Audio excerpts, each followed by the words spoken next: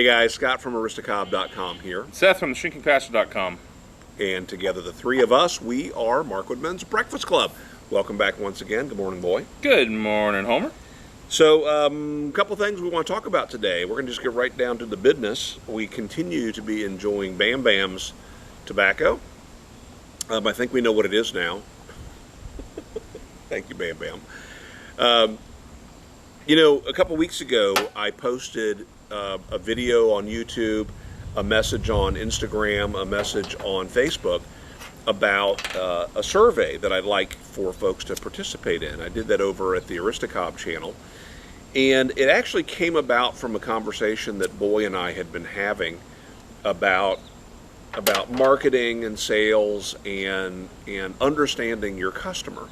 And Boy asked me one day while we were having lunch about the Aristocob customer and who is the typical Aristocob customer. And I said, well, I'm the typical Aristocob customer. He said, well, how do you know that?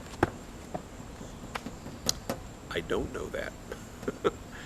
So it gnawed at me at least that next day, and finally I realized I want to find out about my customers.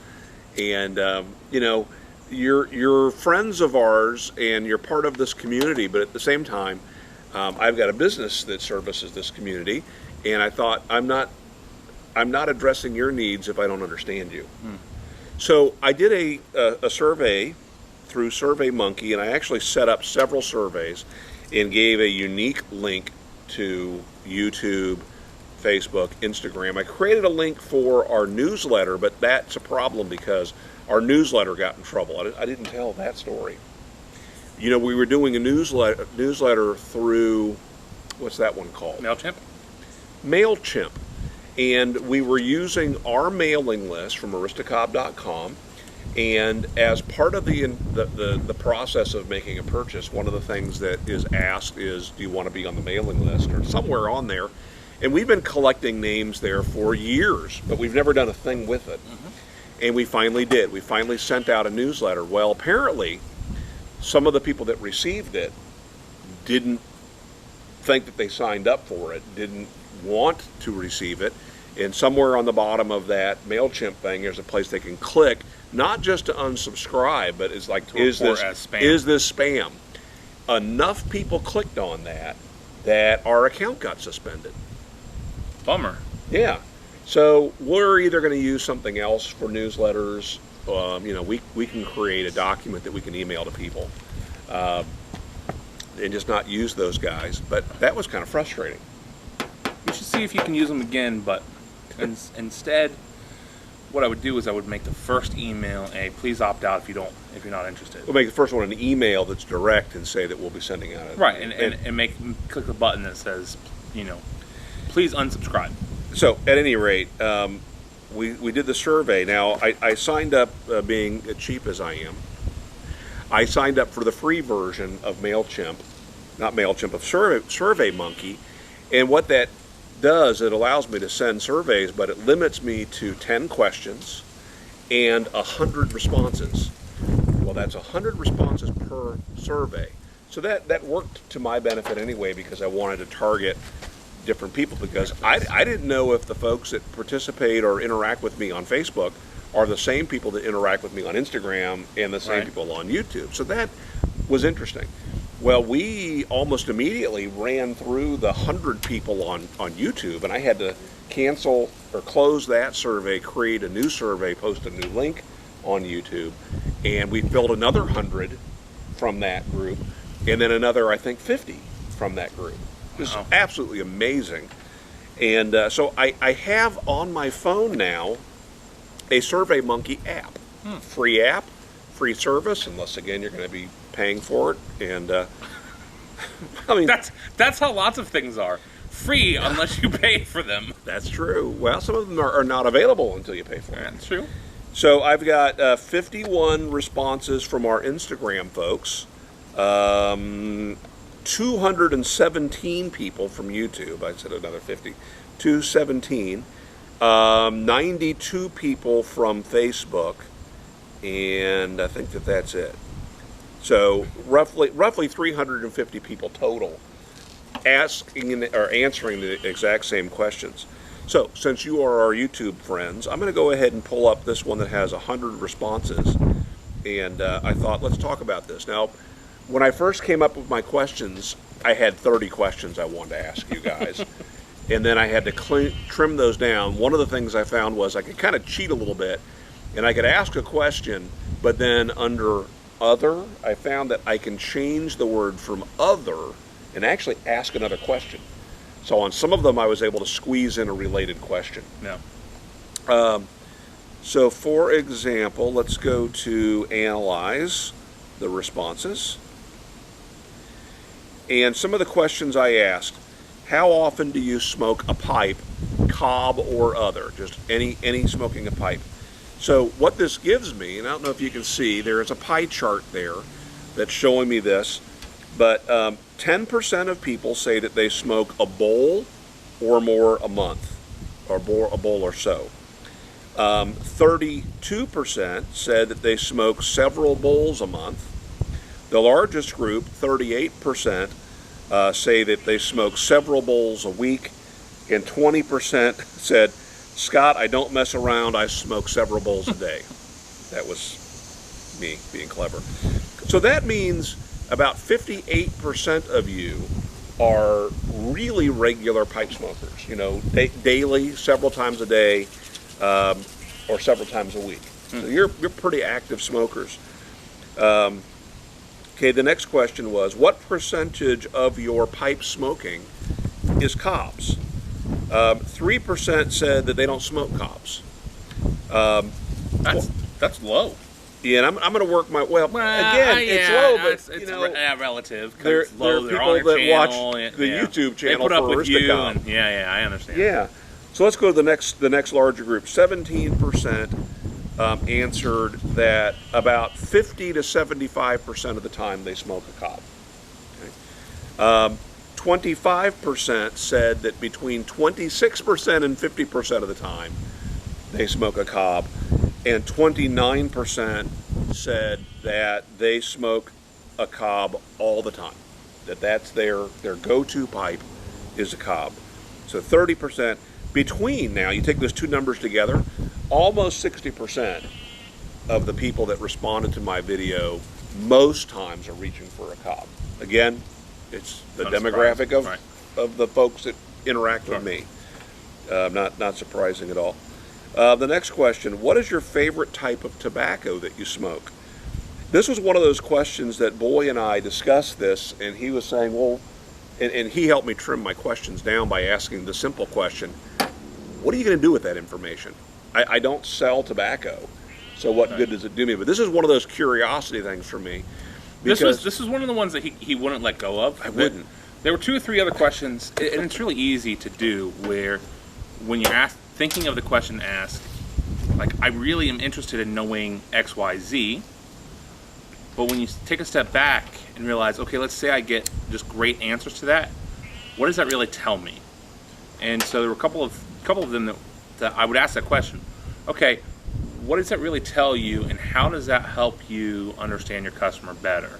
And, you know, for Captain Curiosity over here, turns out that they're just questions he's just curious about because he wants to know more about you. But ultimately, the answers would have been hard to take something practical out of them. Yeah, I mean, because the questions or the surveys are anonymous, I would love to know the traditional demographic questions. You know, what's your education level? What's your pay level? And so on. And if I get into conversation with people who don't smoke at all, and I talk about smoking corn cobs, a lot of folks, their mind goes right to redneck hillbillies. And my experience is the majority of us are not. Now, not that there's anything wrong with redneck hillbillies, because I have a number of friends who would classify themselves as that. But I don't think that is typical of pipe smokers. Right. Now, again, I didn't ask the question. Would love to know that. So here's the question then, or the answer to the question about what kind of tobacco you smoke. 11% identified themselves as smoking Cavendish blends. 11%. Now, was this one where they could choose multiple options? No, this one was one answer only. The question was, what is your favorite? Okay. Okay. What do you smoke? Everybody would have clicked most everything, right? So this is like kind of their go-to tobacco. 11% said that they smoke Cavendish blends. 14% say that they smoke burley, straight burley tobaccos, which is really odd because the old saying is that burley is Cobb's favorite tobacco. People who smoke burleys love to smoke them in Cobb's. It's a traditional thing, and it goes back probably 100 years. 18% smoke straight Virginias. And Virginia tobacco, if it's just a straight Virginia, is very similar to me, to smoking a cigarette. If I smoke Virginias, my wife will always comment, were you around a cigarette smoker? You know, a straight Virginia that has nothing added to it.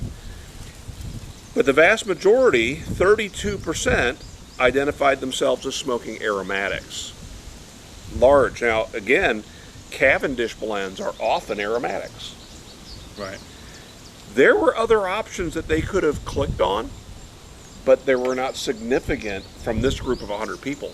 Not a significant number of people clicked on Latakia. Well, no, 17% said Latakia. Turkish or Oriental blends, 0. So either they don't know or they avoid it. And 4% Perique. And we know people that love Perique bombs, but they are absolutely in the minority here.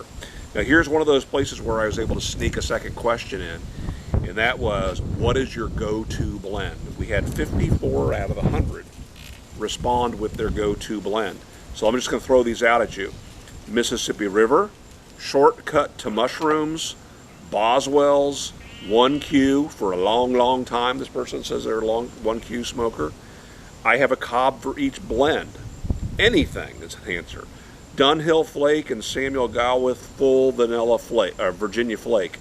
Frog Morton, any of the Frog Mortons. Stokeby Bullseye Flake. Still searching for a blend I like. Scott, I like it all. I also smoke any of it in my Cobbs. I'm not the type that dedicates a blend to a pipe. Never noticed much ghosting in the past. I'm the same way. Somebody said English. Somebody said, that's a tough one. I cannot honestly say that I have one. Tobacco for me is like beer, an excellent combination, by the way. There are so many types that I enjoy, a variety. It just really depends upon what I'm in the mood for, and also the time of year. I'm the same way. I'm absolutely the same way. Somebody else said I smoke English blends. So the point is, for every tobacco, someone had jumped in here then and added a comment specific. Right. Some of them they went with the actual brands. 1Q, far and away the #1 identified blend. #1 selling aromatic tobacco, or #1 tobacco in the world. By the way, back to FDA deeming. Yeah. Right now, if you walk into your local tobacconist, by law, thanks to the FDA, they are required to identify the tobacco by its brand identification. Really? So that mystery of, is it 1Q or isn't it? We now know. Go find out 1Q. What tobacco you've been buying all these years that you didn't think was 1Q, that actually is. What or who influenced you to start smoking a corncob pipe? And I said in this one, select all that apply. So 4% was based on advertisement. And I think that's probably a truthful statement. We've noticed that with corncob pipes, Missouri Meerschaum will run some ads, little banner ads and things on some of the pipe smoking forums. Yeah. So it's possible that advertising, but very small percentage. 14% said a friend. 19% it was other. But from there, 2 of them are 23%, and that is social media or a family member. And I wonder if the family member influenced them with social media. Right. 56% though was out of curiosity. And that's probably true for, well, for a lot of us, about 53%, right, actually. So I thought that was a neat answer. We had 53 people who gave us more information about that. This was the one question that I got the most people commenting on and sending me messages saying, that was a really interesting thing that you asked. I hadn't really thought about who it was that influenced me. Other people were saying, I've never had anybody share with me this hobby, which is kind of interesting. Why do you choose to smoke a cob? The number one reason here, let's go to actually the least one, is they don't require a tedious break-in. That's a truthful statement, but it's not a big deal to most people. 5% said that they like the way they look. 20% said that there's just something cool about their connection to history and Americana. 23% buy them because they're inexpensive. 49% like the way they smoke. So again, I came up with that question because really a lot of those things are true for me. All right. So, but these are the top things I hear from people who smoke cobs, and the reason why. When you smoke a pipe, when do you smoke a pipe? Excuse me, cob or other. Number one, in the evening. 64% smoke in the evening. Now this is one of those ones where they could click on multiple. 57% while they're relaxing. 29% smoke in the morning. 27% smoke when it's cold or cool. Only 16% say that they smoke when it's hot, which is, again, true for me. And again, tell me more about when you smoke, and does timing influence your choice of a cob or a pipe? 53 people answered that question. What is your gender? One of the 100 people that replied to this one was female. Wow. I think all total we had 3 or 4 from all areas. So all 3 or 4 350. total. So 1%-ish of the pipe smokers are which women. tracks with our other as well, other too. experience, yeah. Analytics from YouTube. Yeah. What is your age? This is the one that surprised me most because I just assumed that the different groups and different people that are connected with me in different places would track differently in age, and they don't. Facebook, Instagram, YouTube, in this community, it's the same age groups. Yeah. And I just thought that that one or the other would tend more young or old. So let's see, 3% fall in the 65 to 75% category. 0 older than 75 of this 100. 12% are 55 to 65. 12% are 45 to 55. 28% 25 to 35. 14% 18 to 25. And the number one category, 30% of you are 35 to 45 years old. Again, I'm making some of these numbers up because it was 35 to 44, because the next one was 30. Right. Anyway. Yeah. But together, the two largest groups are 25 to 45. Right. You're welcome. So, thank you. I help you skew younger in that demographic. Here's a question that got the absolute most comments on every one of these surveys. I got more comments to this question. On occasions where you've shared your pipe smoking hobby with others, in person or on social media, what were some of the reasons for recommending pipe smoking? For example, to help quit smoking, to alleviate overeating, others. The vast majority, over 50%, said, I don't share this with anybody. It's something I do in solitude, and I don't talk about it. Wow. Isn't that interesting? That's a big number. And it's not that they don't get together with other smokers. They don't share it. Right. That's a question that I was really interested in knowing the answer to, because I think that more than some of the other questions, the answer to that would give you a good direction on how you can tap into the new market or the next market. And I think about if you know what compels us, your customer, to share the hobby, Yeah. then you can tap into that. What is it that pushes people forward? And 50-some% not sharing it at all is really high. Yeah, it is. And I understand it though, because this is one of those things that if you don't know if a person is an occasional cigar smoker or pipe smoker because they've never done it in your presence, and if that's not something that you do in front of other people, when does it come up? Most of my coworkers didn't know I smoked a pipe until probably about 5 years ago, when at a trade show in Las Vegas, I decided I'm going to smoke my pipe every time I can. So every time I entered the casino, because the hotel had a casino next to it, I lit my pipe up.